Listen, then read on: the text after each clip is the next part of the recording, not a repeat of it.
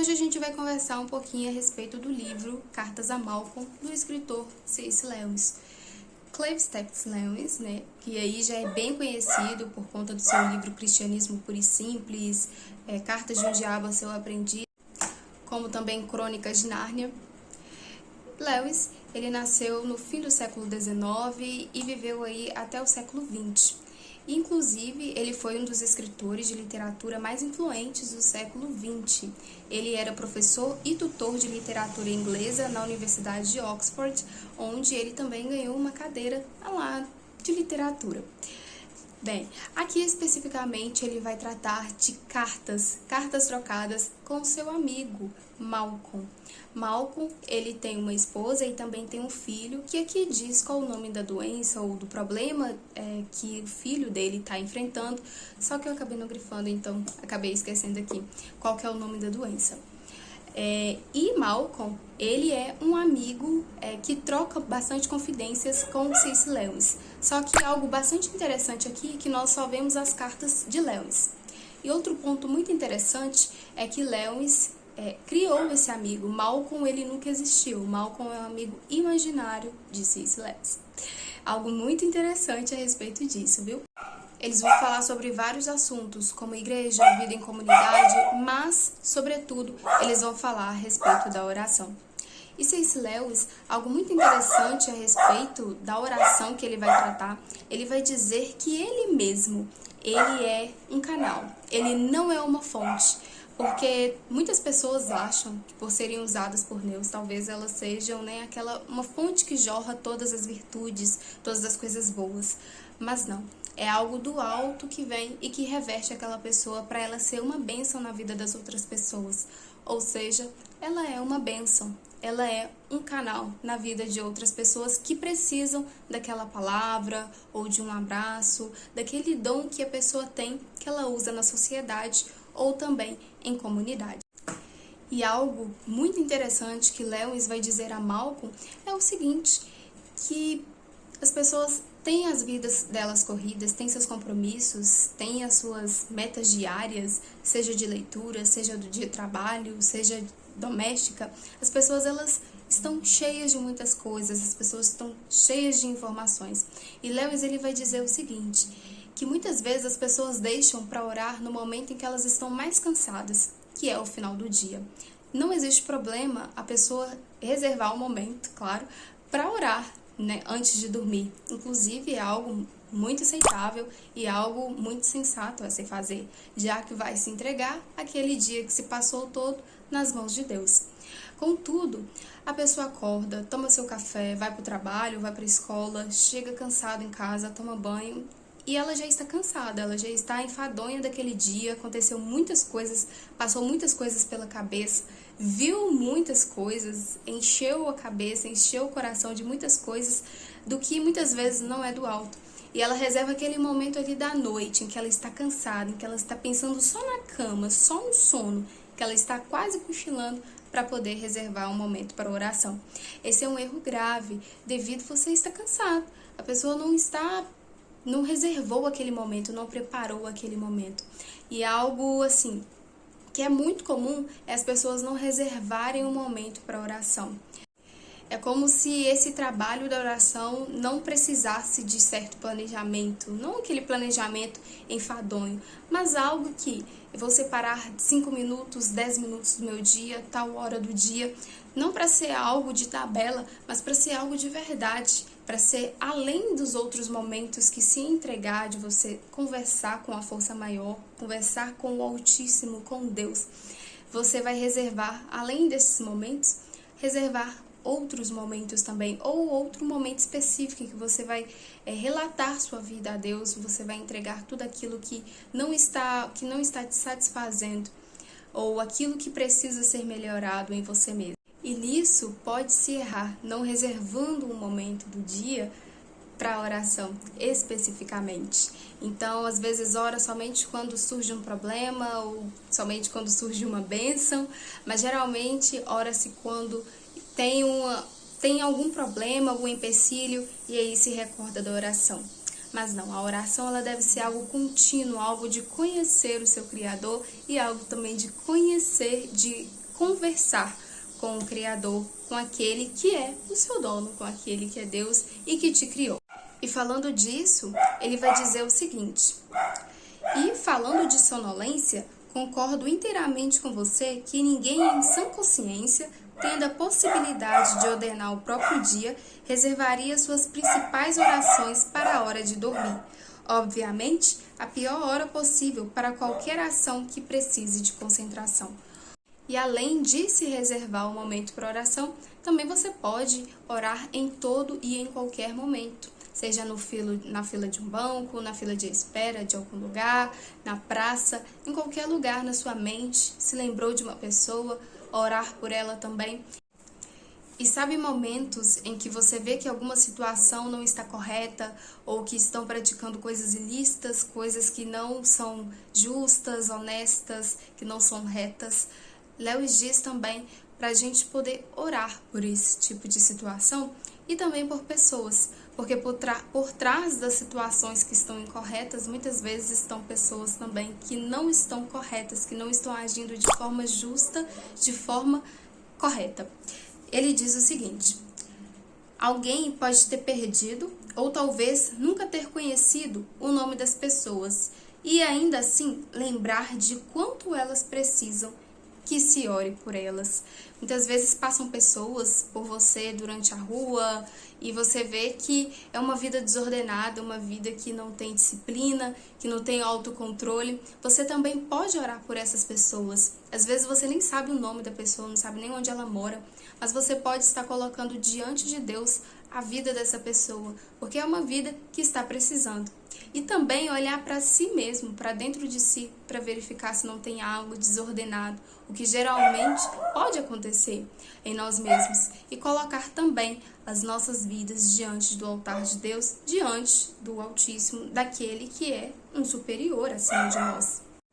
E ele também vai dizer numa carta para Malcolm a respeito de que nós devemos ser quem somos diante de Deus. Então, quando dobramos nossos joelhos e oramos, ou quando nós estamos no trânsito ou andando e lembramos da oração e lembramos de colocar as nossas próprias vidas, o coração, a mente diante de Deus, nós devemos nos desnudar, nos mostrar quem realmente somos, porque na verdade o próprio Deus, Ele que nos criou, então Ele nos conhece, então Ele sabe de tudo aquilo que nós pensamos, de tudo aquilo que nós sentimos, é Ele quem esquadrinha o nosso coração. Então não adianta eu vestir uma máscara, vestir uma roupa totalmente, esplendidamente linda por fora, mas porque por dentro Deus já me conhece, Deus sabe o conteúdo que cada um de nós carregamos dentro das nossas almas, dentro dos nossos corações. Então não adianta pedir algo a Deus, sendo que no seu coração, sua boca fala uma coisa, mas no seu coração você queria realmente outra. Não é algo sincero.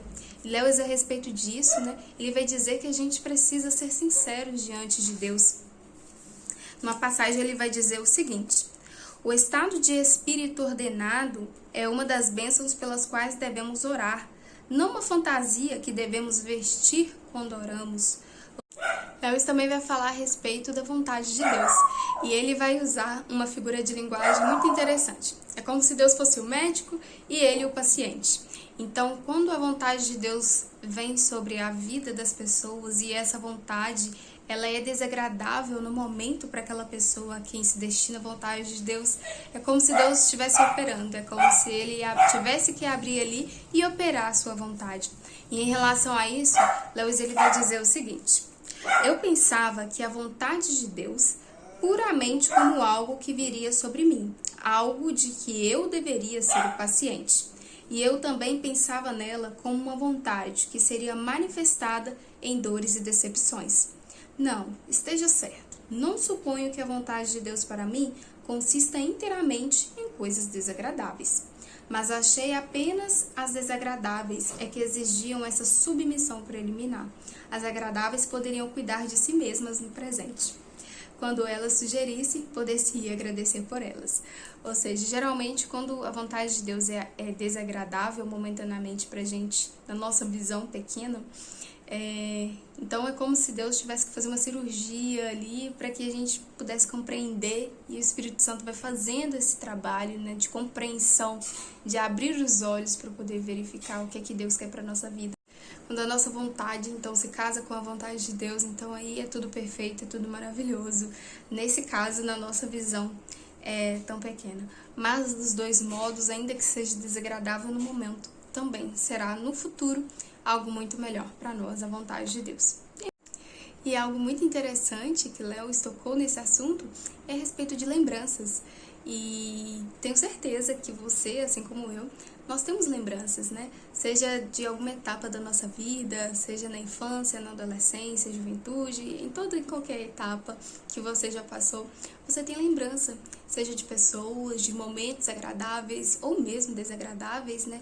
Situações embaraçosas ou de extrema alegria que você passou. Mas que Lewis ele vai tratar de uma forma muito interessante, que ele vai dizer que a lembrança é o local da lembrança. Então tem momentos que foi difícil para você, ou também teve momentos que foram mais fáceis, que foram de explosão de alegria, mas que hoje são somente lembranças, que você não tem como trazer à tona novamente, que não tem como trazer novamente para a realidade, para ser vivido outra vez. Ou seja, ser realista e aceitar que determinada coisa é somente lembrança, determinado sentimento, pensamento, foi somente uma lembrança. E é muito tranquilizador a respeito disso, na verdade, tantas coisas que talvez já aconteceram com você e que hoje, devido ao tempo, devido à bondade, graça de Deus, hoje você não precisa passar mais. E ele diz, né, que essas lembranças nós temos que nos contentar em tê-las, não é verdade? E que bom que a gente pode nos contentar em tê-las, porque muitas dificuldades ou facilidades também, mas geralmente é pelas dificuldades que os seres humanos crescem. Hoje você pode estar onde você está, hoje você pode, depois de ter conquistado o que você conquistou, ser a pessoa que você é, por conta talvez de muitas dificuldades que você passou. Então em todas as coisas devemos ter o contentamento em Deus. E buscar, claro, a melhoria contínua para se ter aquilo que deseja, conforme a vontade de Deus.